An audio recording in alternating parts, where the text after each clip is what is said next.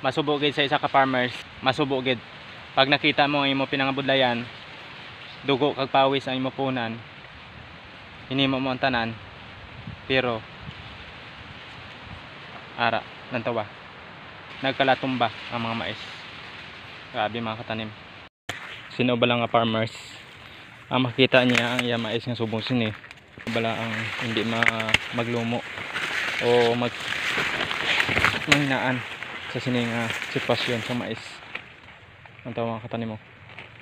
Kasudlan pa naton. Umpisa pa lang sa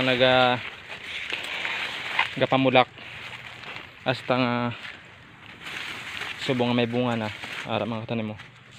Umpisa pa lang siya nagapamulak. Oh.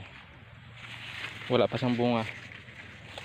Atake na siyang stokrat mga katanim. Hasta subong nga nagapamunga na siya. Tablan Japon. Dotlan Japon siya. Nag-atake Japon ang stokrat mga katanim. Ulan tawa.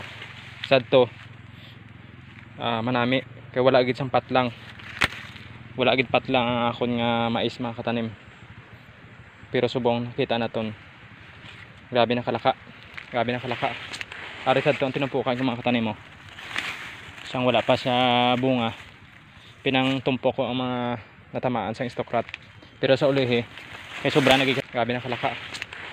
Sa mga corn farmers nga wala pa naka-experience ini.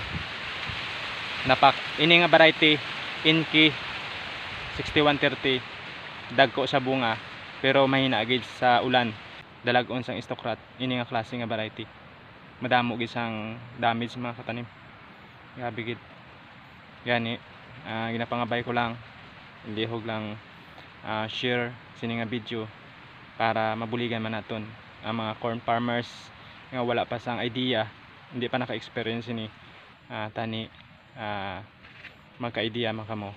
Natabo sa akon masakit gid para sa akon pero normal lang kay bilang farmers madamo gid kita maagyan lesson po mga experience sa aton pagpa-farming.